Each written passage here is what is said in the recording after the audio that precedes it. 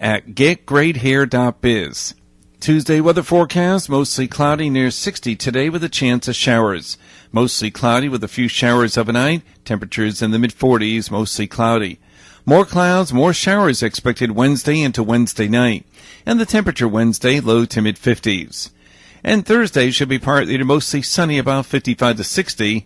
And it looks like it'll stay in the 50s with sunshine for Friday. Your life, your music, we're KLEK 102.5 FM. From Feature Story News in London, I'm Ollie Barrett. Saudi Arabia is accusing Iran of direct military aggression. US President Donald Trump says North Korea should come to the table to discuss abandoning its nuclear program.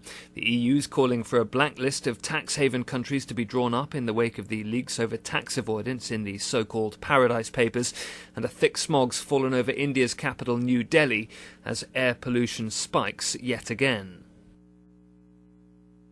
It's 9:01.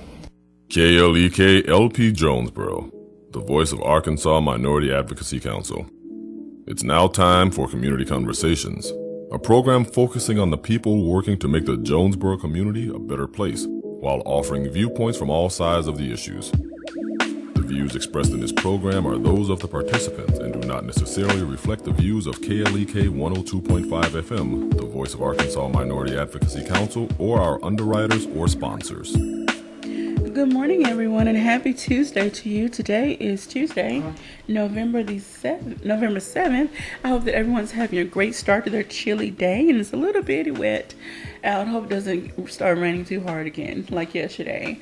All right, so today my special guests are Dr. Jody Long and Dr. Patricia Walls from Arkansas State University from the Social Work Department. Good morning, you all. Good morning. And so today we're going to be talking about several topics. We're going to talk about heart health and maybe some ways that it, well, not maybe, but ways that it's preventable, treatable, and any other information Dr. Long has brought with him. And Dr. Walls and Dr. Long are going to be talking about their upcoming Delta Health Disparities Conference that is coming up this month, which that ties into the discussion about heart health ties into the Health Disparities Conference, because there's going to be a variety of topics discussed at that time as well. So before we get started, Dr. Long, it's been a while since you've been here, so can you please give our listeners and viewers an update about who you are and what role you play at Arkansas State? Thank you. I am an assistant professor in the College of Nursing, Department of Social Work. I've been there 3 years now, and I teach a variety of courses. I teach case management, domestic violence, psychopathology, and group psychotherapy. So I've kind of got a lot of different and diverse topics that I really enjoy teaching our students. So what is psychotherapy? What is psychology? Psychopathology. I'm so sorry. Psychopathology. Yes, that's just learning about different disorders, all the way from anxiety disorders, depressive disorders, disorders of childhood, along the continuum to Alzheimer's in late adulthood. We learn about all the multitude of different disorders there are in mental health. Oh, wow. And that ties right into being a social worker. You have to know what your clients or patients are dealing with in order to help them get to a better place in their life. Well, that's exactly right. We kind of meet them where they at. Okay. Where they're at. All righty. Thank you, Dr. Walls. You're also a professor in the social work department. Can you tell us what courses you're teaching this semester? Okay, I serve in a capacity as the BSW program director and co-chair of our department. With those responsibilities, I'm teaching one class, which is social welfare policy, a class that is very close to my heart. It's very close to my heart, and within this class, one of the primary things that I focus on and try to relate to my students is that social welfare policy is the driving wheel to every single thing that we do as social workers. Okay. It does not matter whether we're looking at heart health, whether we're looking at juvenile delinquency, mental health. at the end of the day, you need to know, what does the policy say about it? And so it is one of the favorite classes that I teach. Okay. All right. Well, thank you so much for that. So let's get right on into our topic. And so the Delta Health Disparities Conference is coming up on what day? It's coming up November the 17th. This is our 5th conference since we started this project. And this project was birthed out of the ideal as well as the problems that we began to see after some research. So we wanted to make sure that this conference focused on health disparities that were in the Delta region. Given that Arkansas State University sits in the middle of the Delta region. So this is our 5th year. Our keynote speaker for this year's conference is Professor Robert Fullilove. He will be coming to us from the University of Columbus in New York City. Dr. Fullilove is also the Associate Dean for Community and Minority Affairs. He is a professor of clinical and social medical science. He is the co-director of City Research Group. And besides that, he is the author of numerous research. And I'm particularly excited about having him come to our area because he's done some unprecedented work in the field of HIV and AIDS, which is a significant problem in the Delta region. Yes, I know we touched on this a little bit when you were here before, and we could still talk about it again and again and again. We talked about people have this relaxed attitude when it comes to, one, their sexual health, because it's a sexually transmitted disease or infection, depending on what stage infection. Some people either don't have access, or the access they have is inadequate just due to the region. We know in the Delta region is more in the rural, low income regions, and so there's either a lack of doctors, a lack of doctors that are up to date on their education, the education of what's current. And it's not just, I'm not putting the blame on them, it's just, that's just how it is in some of those areas. So we would love to see more people that are in school now, getting their degrees and licensing, whatever career path they're on, to go back to those areas and start giving back and helping the individuals come up and, reach a higher level in their health. Yeah, and that's, just to piggyback on part of what you said, part of that is true in reference to the resources that are available in the rural area.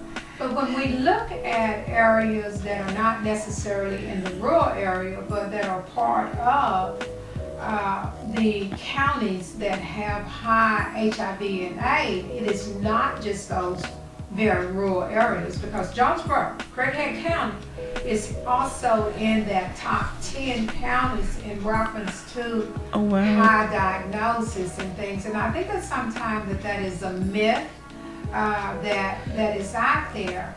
What we are seeing is that from the literature and from some of my own research in HIV and AIDS, I think that people have become a little bit more lax, because HIV and AIDS is no longer like a death threat like it was in the early stages of it. People are living very long lives with it, but you're also having to take a tremendous amount of medication. And so, one of the messages that I would like to put out there with not just kids, but also with adults, is that we really have to be vested in our health. and I say not just with kids, but also adults, because I am also looking at HIV and AIDS, in particular with African American women that are over 50. And so we are also seeing those numbers skyrocket for a number of reasoning.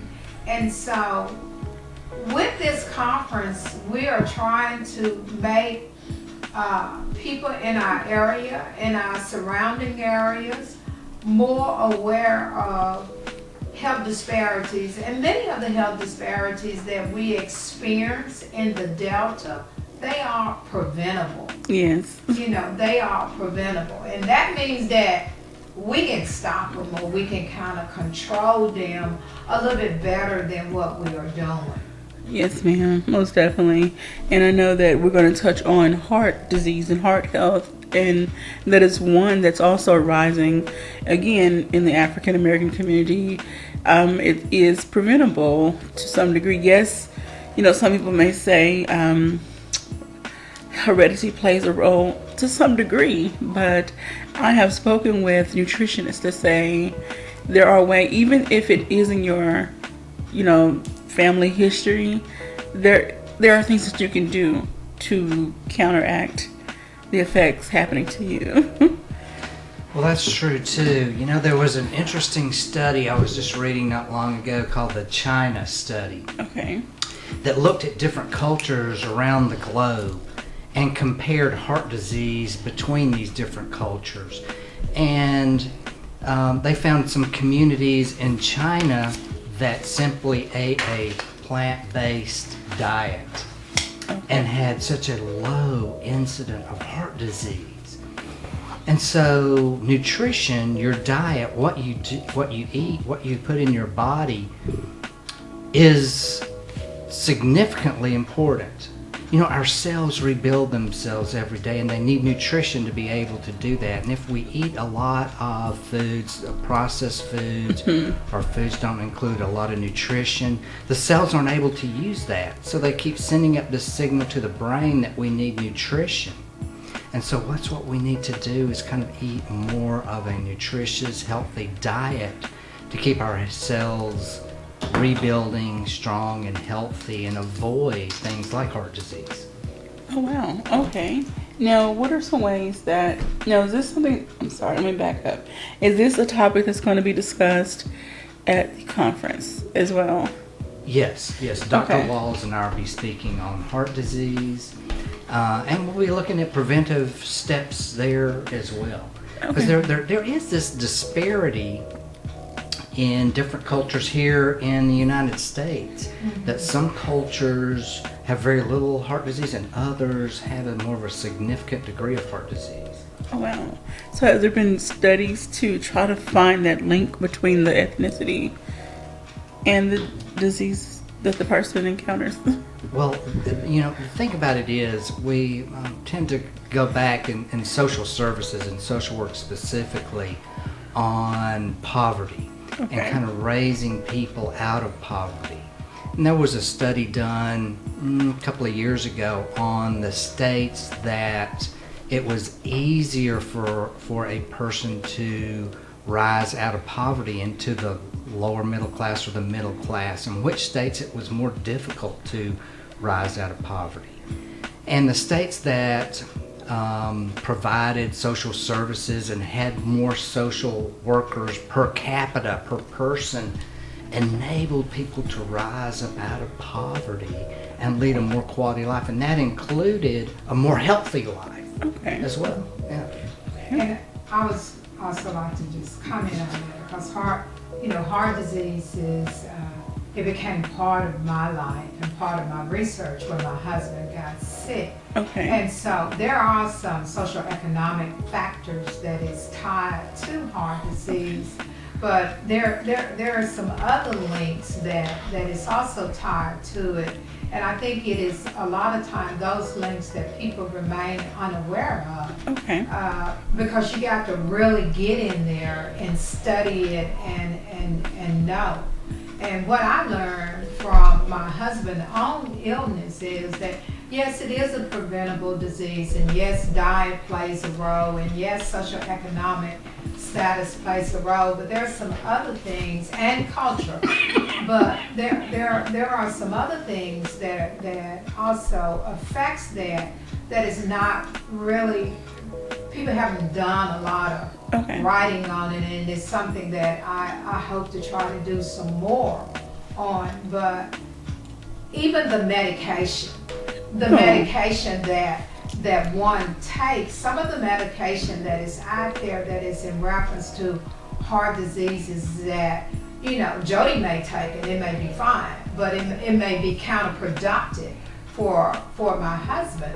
And these are things that I learned since he began to suffer with heart diseases. And so I think that, my message would be to family members that when you have a loved one that becomes ill, then you have to take that on with that person. Yes. And you have to read and research so that you are aware of the best care that is out there and is available for your loved one.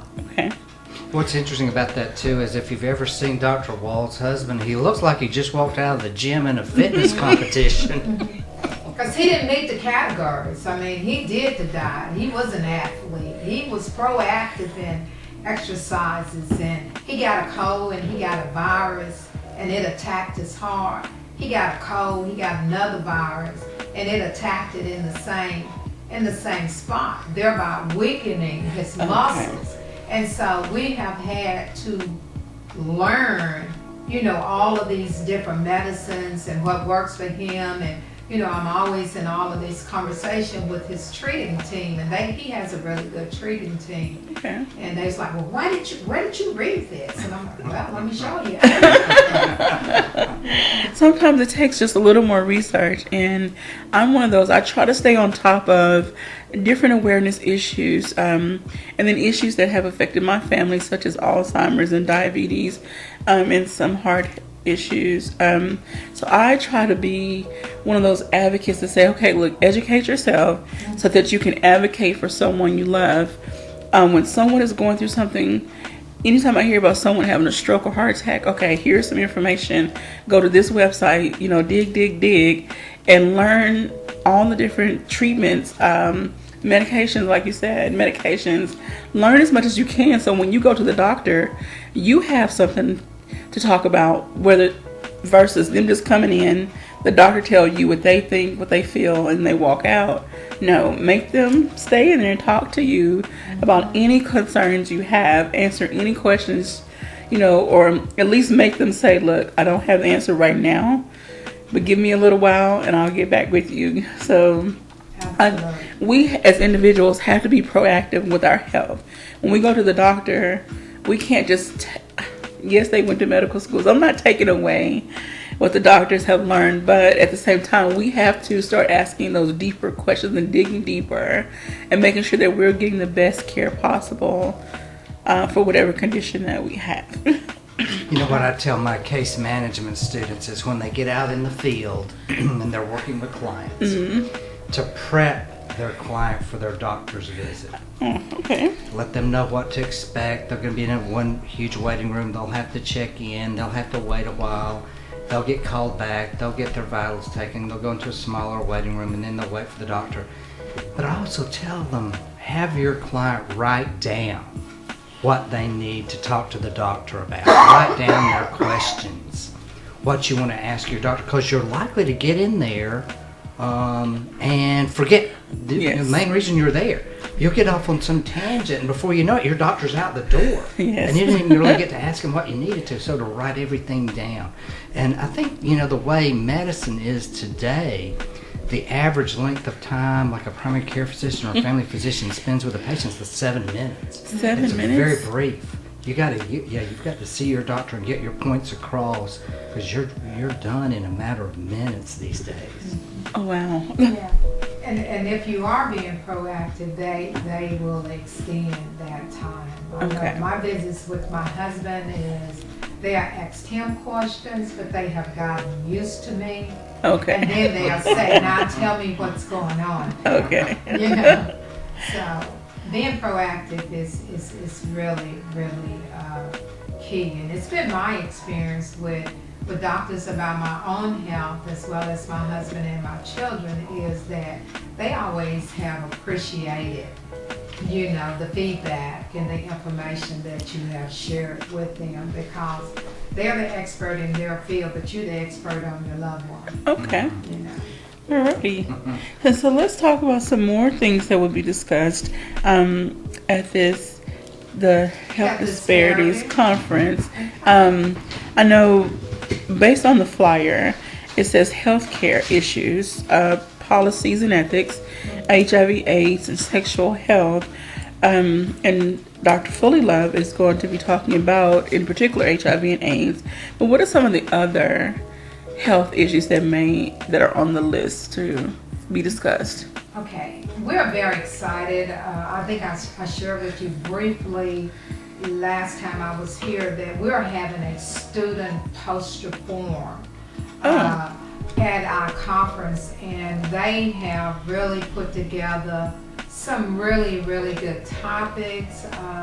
I know that one of the student group is going to be talking about sexually transmitted diseases that are in the Delta region that is also running rapid. We have student posters that are going to be looking at obesity and how that is related to health issues. Okay. They're going to be looking at food insecurity and how that plays an important role in health issues, diabetes, for a few. Okay, so we're going to put a pause on right there. We're going to get ready for a break. And when we come back, we'll go deeper into some of these topics. So stay tuned to Community Conversations. We'll be right back. You're listening to Community Conversations on KLEK 102.5 FM. We'll be right back.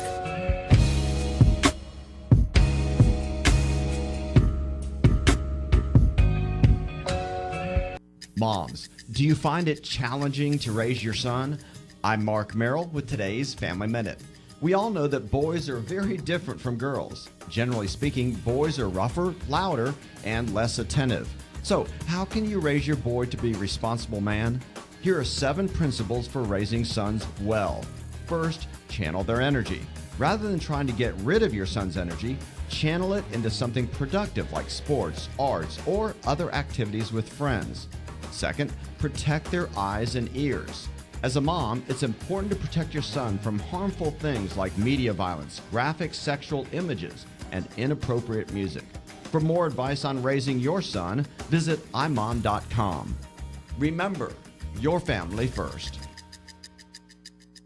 Family Minute is made possible by the Kappa Nu Omega chapter of Alpha Kappa Alpha Sorority Incorporated, a non-profit organization committed to service to all mankind. Kappa Nu Omega Alpha Kappa Alpha on Facebook and KNOMEGA1908.com. KLEK thanks CJ Pepper and the staff of Life Strategies Counseling Incorporated for helping people through hard times in life such as depression, family issues, stress, abuse, and more. They offer counseling and therapy for all ages, individuals, families, and groups. They are located at 1217 Stone Street. Phone number 1-866-972-1268 or online at lscihelp.com.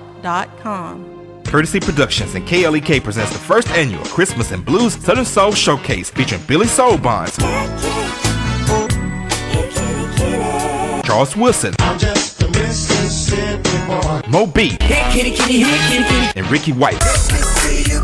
Live December 16th at the Epic Center, 1899 CR 333 Hasbrook Road, Jonesboro. Showtime 7 p.m. Ticket, VIP, and other info 870-203-9951 or klekfm.org. Did you know that KLEK 102.5 FM is a non-profit organization? Did you know that you can donate to KLEK 102.5 FM and your donation is tax deductible? Donations to non-profit organizations such as KLEK can reduce the amount of taxes you may owe the IRS or increase the amount amount of any potential tax refund. Support your KLEK today. You can donate by calling 870-277-1080, visiting our studio at 1411 Franklin Street in Jonesboro, or on our website, www.klekfm.org. We at KLEK 102.5 FM are blessed and grateful for your support.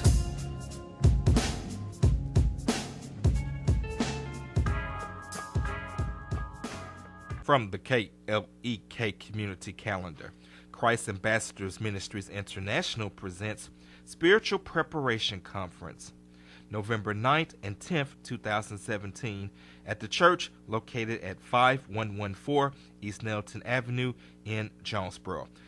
The conference will be hosted by Bishop Ani and Pastor Gwen Jacob.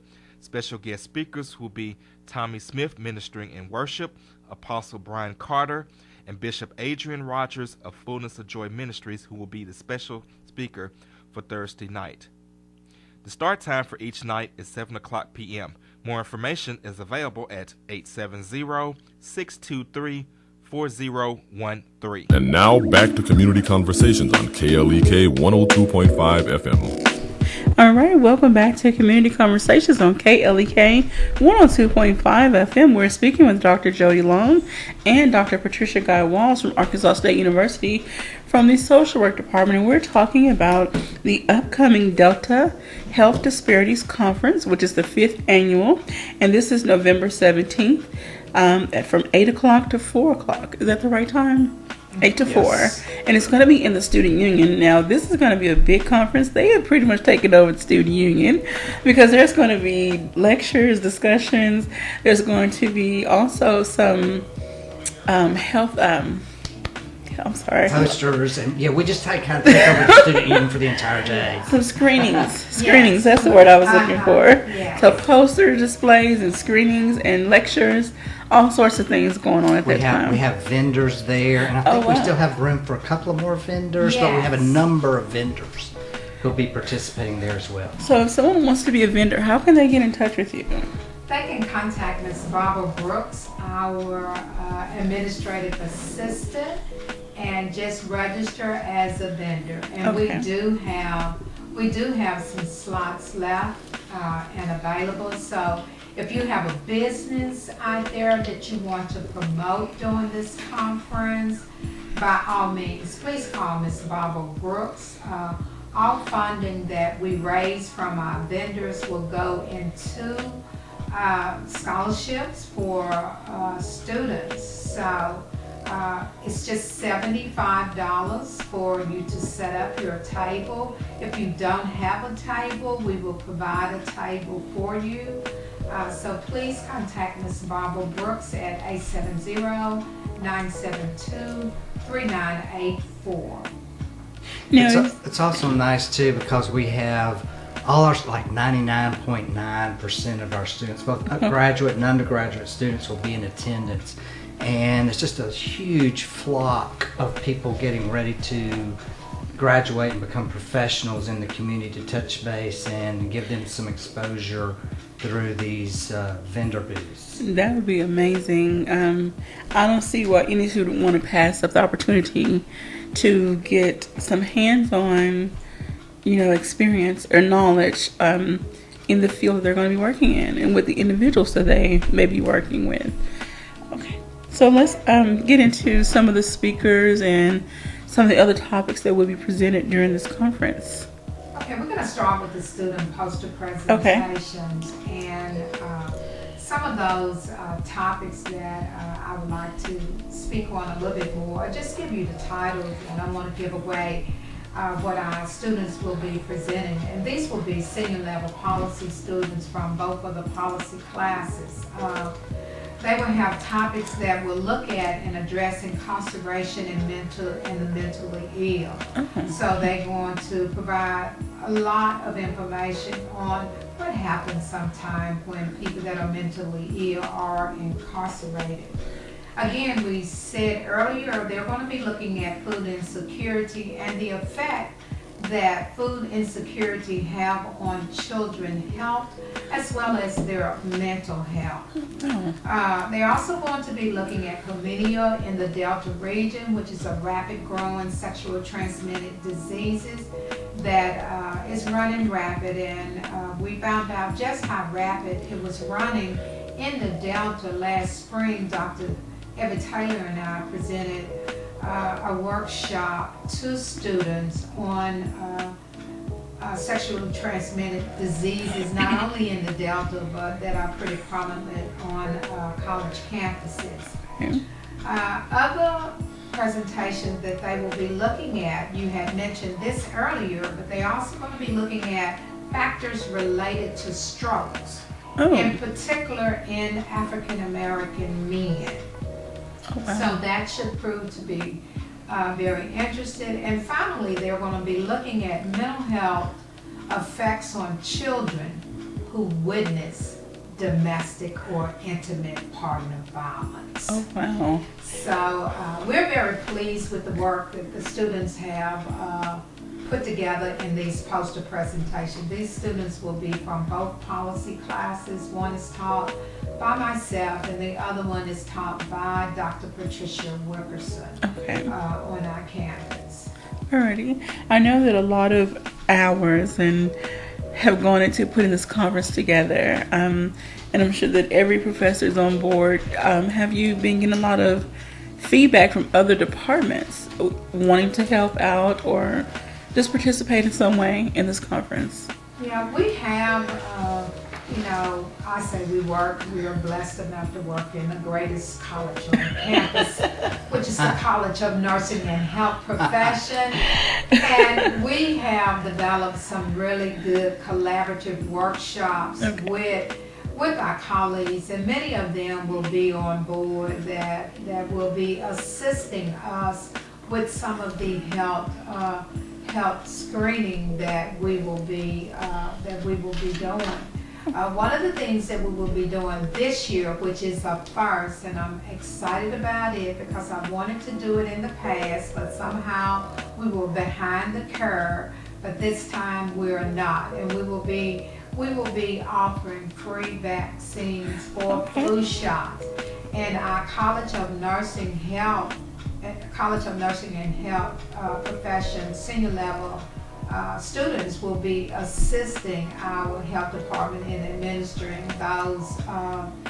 those vaccines. So we get a lot of support. We got OT that is involved. That's going to be doing the presentation, and the new chair also serves on the planning committee for the Health Disparity Conference. So it's not just social work, but when every year that we are planning this conference, it is interdisciplinary related from other people that are on board to assist us in the College of Nursing and Health Profession. So shout out to them.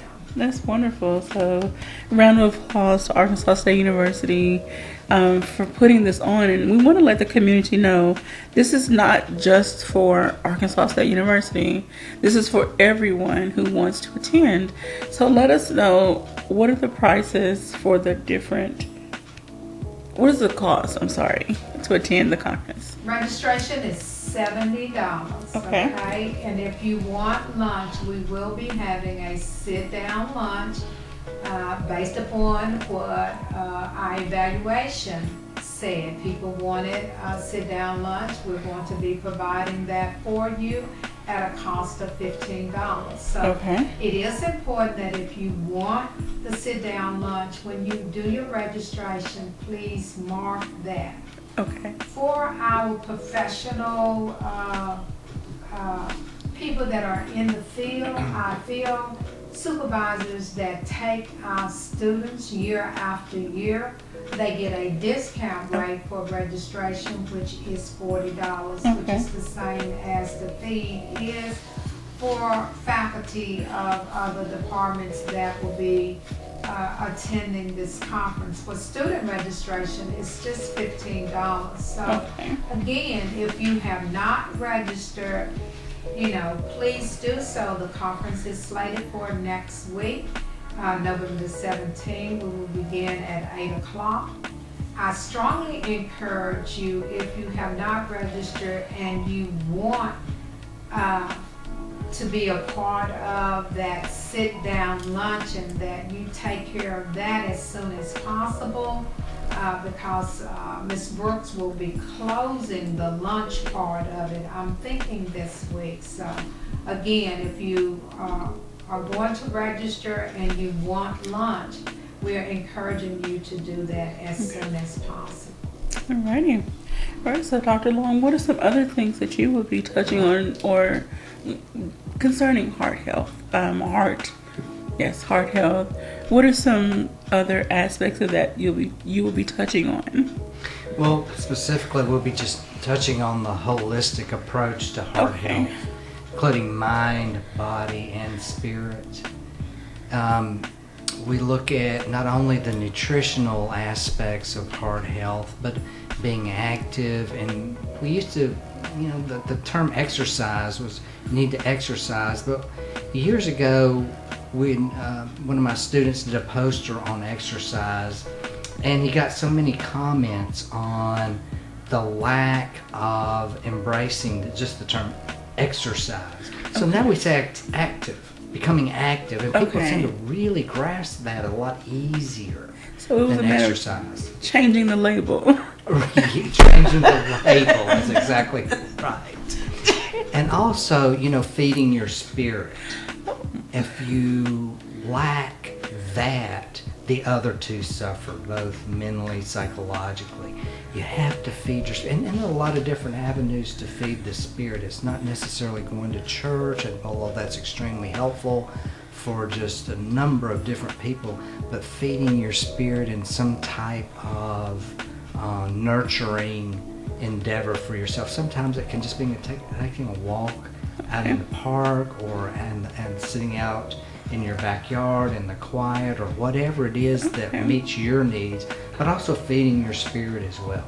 I was going to ask, when Dr. Walls was talking about the prescription, aspect of treating heart health, in this day and age where we know that big farms make a lot of money off of the pills they can push, and yes, some of them are very vital, but there are also others on the other spectrum that says there are more holistic, natural ways to treat or combat, certain issues. So have you gotten any, I don't want to say backlash, but kind of any jeers or people like looking down upon holistic measures to treat not just heart health, but just a variety of issues? Well, the thing about it is, that prevention is so much on the forefront of medicine these days, and even just taking care of yourself, preventing getting a lot of these chronic health conditions. And to do that, prevention includes, again, taking care of your body, mind, and spirit. And if you take care of one of the three, that's okay. If you take care of two of the three, that's a little better. But if you're taking care of yourself, body, mind, and spirit, the odds are so much higher that you will avoid developing some type of chronic health or chronic medical condition. And one thing that came to mind as you were talking, most of the individuals that live in the Delta region, unfortunately, are on the lower income spectrum, the lower end of the income levels. How do you help to reach them and encourage them or inspire them that just because they don't have maybe everything they think they need money-wise, they can still live a healthy, happy, somewhat fulfilling life? Because I'm sure that mentality plays on their health as well. I don't have the money I need to pay all of my bills, so how can I afford this, that, and whatever. You talked about, Dr. Walls, one of your students is going to do a poster on food insecurities and how it affects children. So with people that are living in these regions, they have a sense of despair, some of them. How, as social workers, do you feel you can reach them to help lift them up? We do that, I mean, in our daily routine, and that's why I say that I feel very fortunate that I get to do what I do every day, because what I do is something that I love and it's something that I'm passionate about. And because of both of those things, I am constantly looking for ways to empower communities. And that's why so much of my time and so much of my other work outside of the classroom is in service. Because, like I was sharing with you, we're going to have this huge service event in the spring that my students will be pulling off. And I think that a lot of time people try to do better when they know better. Okay. We can't do better if we don't know better. Okay. And so I think that it is important for us as social workers to always be willing to give back. And a simple way that we can give back is doing a workshop on education, on, you know, how to eat healthy. Okay. No, you can't go over here and buy this food, but I can show you in about 10 minutes how to cut down on the salt and the sodium that are primary factors in reference to heart diseases and stroke. I can show you how to take what you got and use it in a manner that is going to be more healthy. And so I think that, you know, just providing opportunities to go into the community, or when there is a community function, being involved in that and playing a part in it, and just, you know, doing whatever you can do. That's why the Health Disparity Conference was birthed. That was the vision when we first thought about it. And that's why we do all of the health screening at this particular conference. That is awesome. So thank you all so much for the work that you put into this conference and picking out the topics that are going to be beneficial to the individuals that are attending. They're just things that need to be talked about and not pushed to the side, or we'll talk about it later, or it's too touchy, or it's too sensitive. You know, I'm sorry, we have to start talking about these things because it can be a matter of life or death, especially with HIV and AIDS and heart health and the obesity and other things that you all are going to touch on.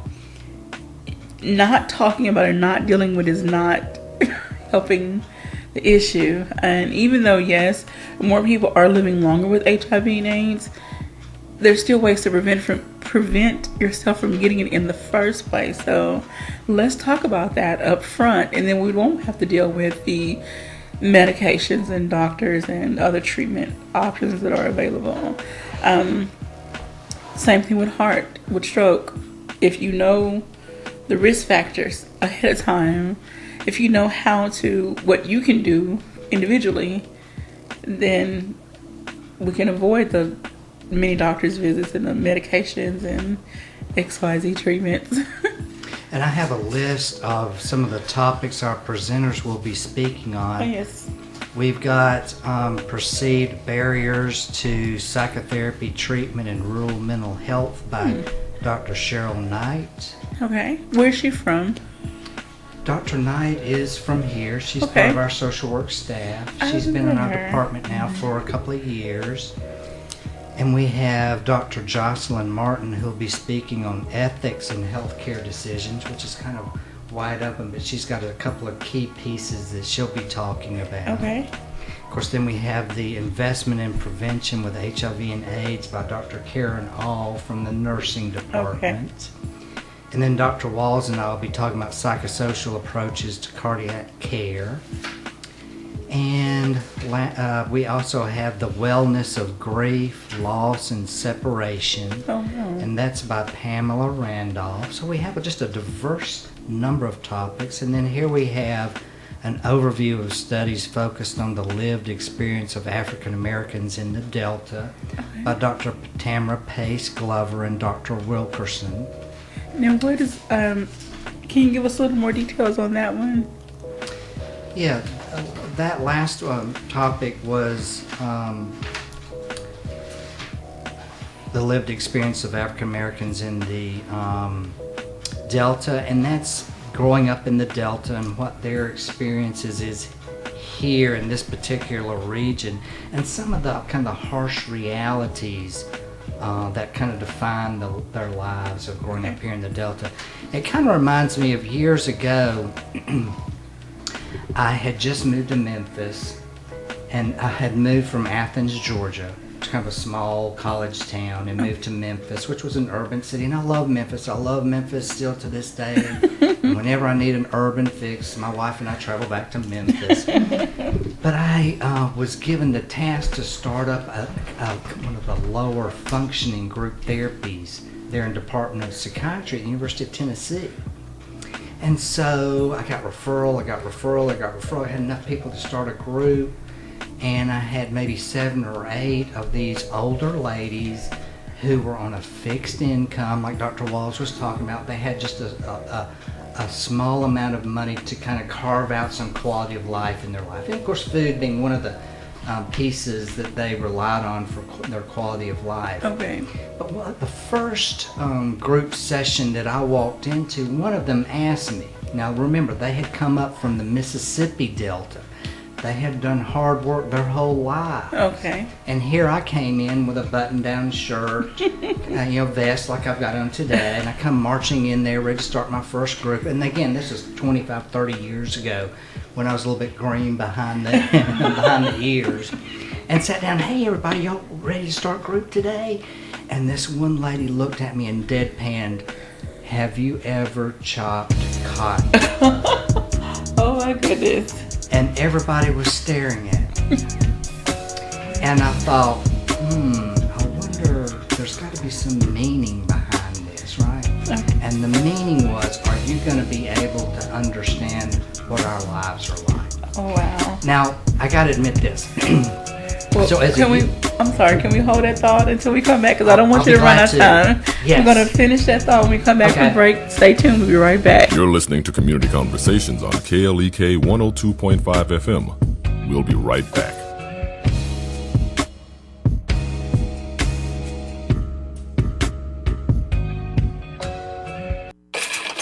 We're back with Money Matters. I'm Alfred Edmond Jr. Our Think Wealthy quote of the week comes from top financial journalist Christine Romans of CNN and her former CNN colleague Ali Velshi, now of Al Jazeera TV.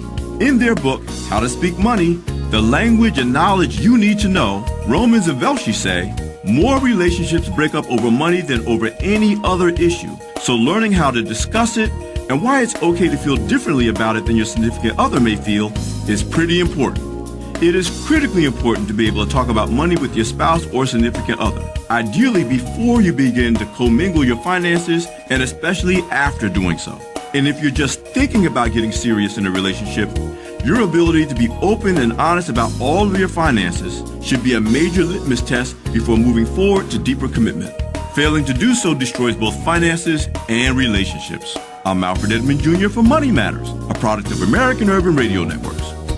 Money Matters is made possible by the Jonesboro Alumni Chapter of Delta Sigma Theta Sorority Incorporated, a nonprofit organization dedicated to uncompromising commitment to communities, service, leadership, empowerment. www.jonesboroalumnidst.org. Money Matters is brought to you by Bancorp South, offering checking, savings, loans, credit cards, and wealth management. 5 locations in Jonesboro to serve you. www.bancorpsouth.com or 870-972-9800. Attention members and guests. This is your girl, Sweet Angel, the red bone with a saxophone, coming to Legends Barbecue Smokehouse, Saturday, November 25th. A Night to Remember starring Sweet Angel and the S.A. Band, performing songs like Juking at the Hole in the Wall, At the hole in the wall. Can't Walk Away. I can't walk away.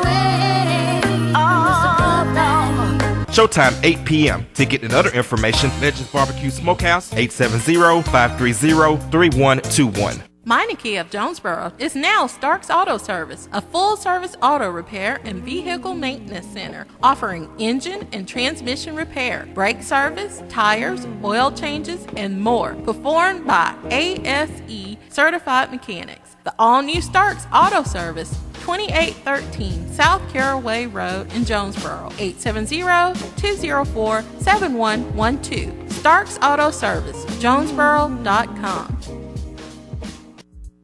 The Epic Center, located at 1899 Hasbrook Road, County Road 333, is Jonesboro's newest venue for entertainment for the entire family. They offer an auditorium with theater-style seating for up to 1,100 guests, a large stage, professional lighting and sound, dressing rooms, concessions, and more. Available for weddings, concerts, pageants, birthday parties, showers, and more. Booking and other information is available at Epic Center Jonesboro on Facebook, epiccenterjonesboro.com, and at 870-530-5841. Check out Melvin Williams of the Williams Brothers every Sunday morning from 5 to 7 a.m. here on KLEK for the Melvin Williams Down Home Gospel Radio Show, playing the very best in quartet and inspirational gospel music that you'll love, as well as feature interviews with all of your favorite gospel artists. It's Melvin Williams Down Home Gospel Radio Show, Sundays from 5 to 7 a.m. on KLEK 102.5 FM. And now back to Community Conversations on KLEK 102.5 FM. All right, welcome back to Community Conversations on KLEK 102.5 FM. We're going to wrap up our discussion about the Delta Health Disparities Conference, but first, Dr. Long is going to finish his story about when he was in Tennessee and started this group of these women, and one of the ladies posed a question to him. So can you state the question again, and then... Yeah, this was a group of older African-American ladies, and I was young. I just out of graduate school and came in to start this group therapy. And the first group, one of these ladies looked at me and asked me, "Have you ever chopped cotton?" And what she was really asking me was, are you going to be able to understand what our lives and our experiences are? Because they had led very hard lives.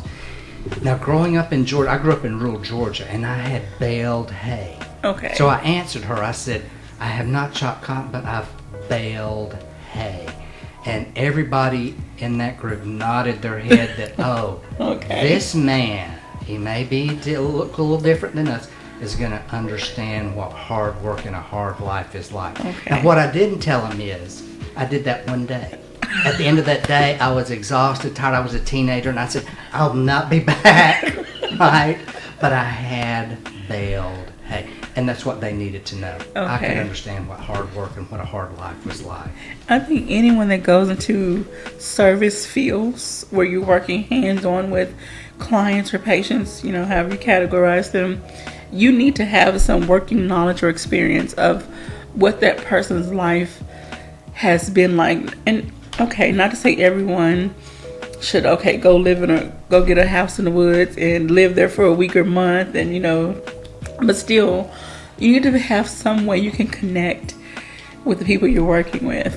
Yes, to connect in some way. And sometimes you kind of have to dance around there, but there's always some way to connect with someone, even if you're different ages or different ethnicities or different genders or whatever it is. There is somewhere where you can connect with someone.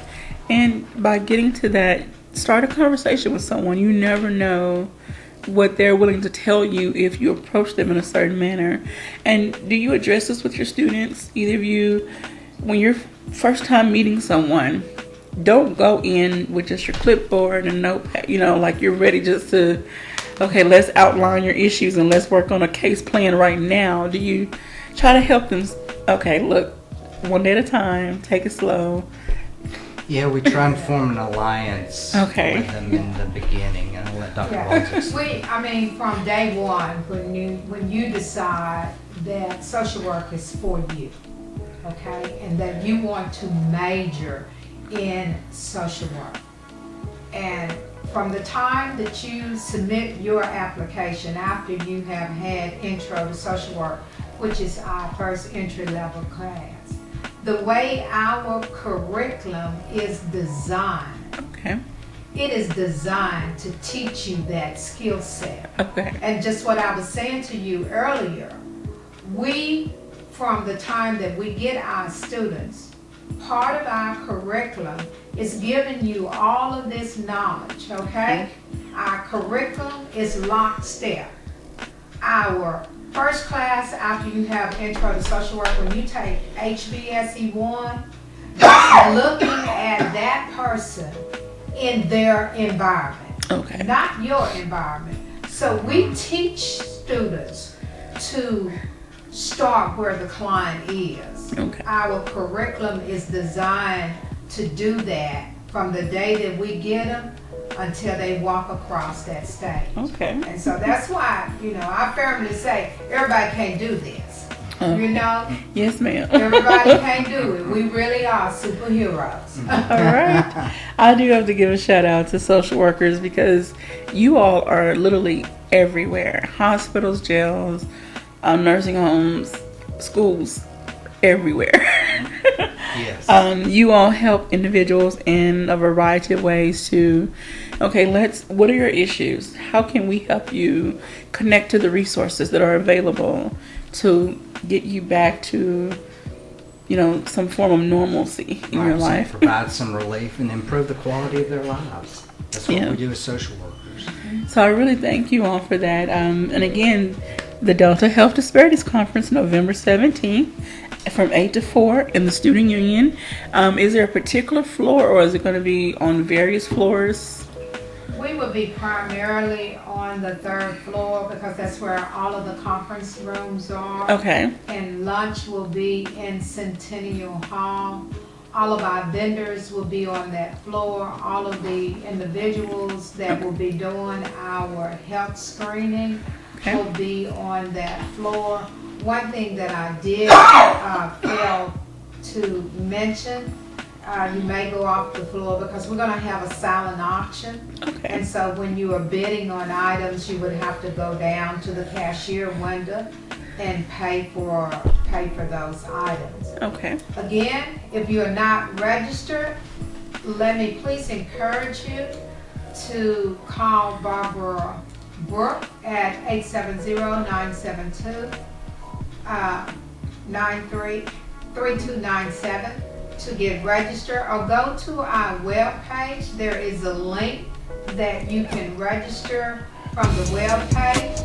It is $70 for the conference and $15 for lunch. Okay. And then for professionals and faculty, $40, students $15. $40 for faculty, $40 for our field supervisors. I'm sorry. For other professionals that are in the field that may need CEU, we will be offering 5.5 CEU. I forgot to mention that earlier. Okay. That for $70, that is a minimum price. Okay. Yes, ma'am. All right. So you don't want to miss this Delta Health Disparities Conference. This is the 5th annual one, and from what I gather, it's getting bigger and bigger and better every year. Yeah. And so we're looking forward to this and looking forward to hearing and seeing the highlights and what the students have to present. I know they're going to make you all proud, like proud parents, watching their displays and seeing them present their information they have collected. So on top of doing their coursework, they have to do research to do these presentations as well. So, wow. It's integrated as part of their coursework. Okay. Yes. And those topics that you listed that some of the students picked out, like, that's amazing that they came up with those on their own. And did they come to you for ideas, or did they just present to you, this is the topic that I want to do?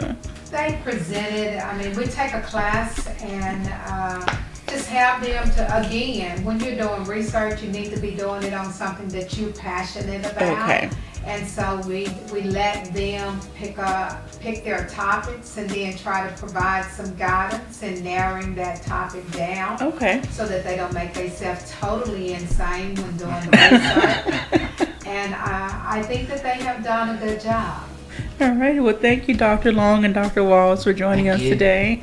And I really hope that the community gets on board. And this is not just an Arkansas State University event. It is for the community. Yes. So take some time and go out and get to meet the present and future social workers. Hopefully most of them will stay in Arkansas, or they'll move to areas that really need their help. So you've been tuned into Community Conversations. I hope that everyone has a very blessed day, and thank you so much for joining us. Thank you for listening to Community Conversations on KLEK 102.5 FM, a program focusing on the people working to make the Jonesboro community a better